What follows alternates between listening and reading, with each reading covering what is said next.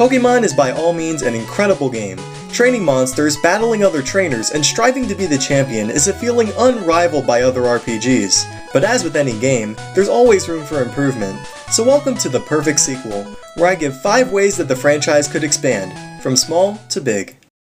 The first concept would be bringing back elements in Heart Gold and Soul Silver that weren't used in Pokemon Black and White.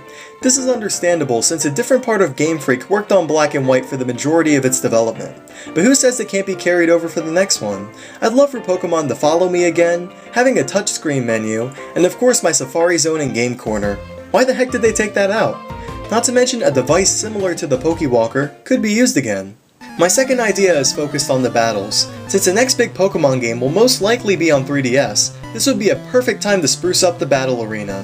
However, Game Freak has clearly stated that they want to keep the animation as 2D sprites for as long as they can.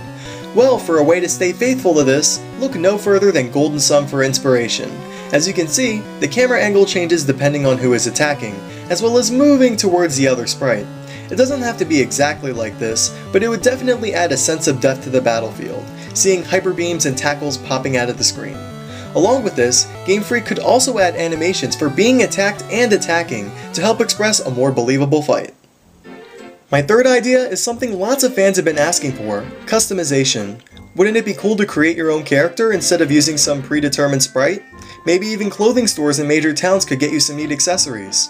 Also, the prop idea from Pokemon musicals could be converted over to held items. If you put a choice band or a focus lens on your Pokemon, wouldn't it be cool to actually wear them in battle? Or maybe even bonus items or accessories when you tag someone via Street Pass. Speaking of Street Pass, that would make the features the Sea Gear used in Black and White a lot simpler. Alright, so this fourth idea is where things start to get more radical. What if Game Freak were to change the rules of their game? Perhaps having Pokemon remember all their moves, only to choose 4 to use in battle. Maybe adding an interactive battle system like in the Mario and Luigi series? I'm sure time button presses or swipes would make the battles feel a lot less tedious. Or even something fresh like the active time battle system in Final Fantasy, as in stronger attacks having a longer wait time until you can attack again, and vice versa.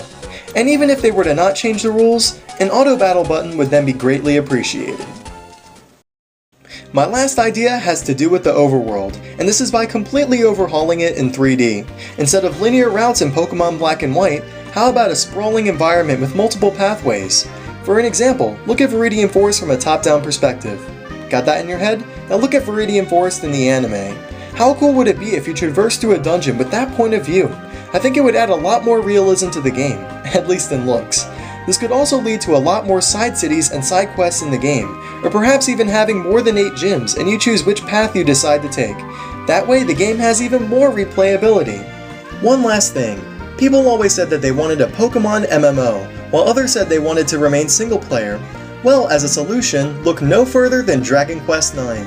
In this game you can have up to 3 other players enter another player's world and beat the game with them if they so please. Well, with Pokemon, since there are triple battles, you can have up to 2 other players help you beat the game, and have triple battles with trainers you meet along the way.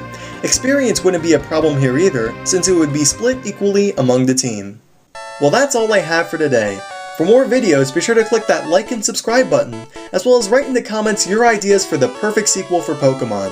And while you wait for more episodes, why don't you check out some Nintendo 101? It's a pretty good history series. Come on.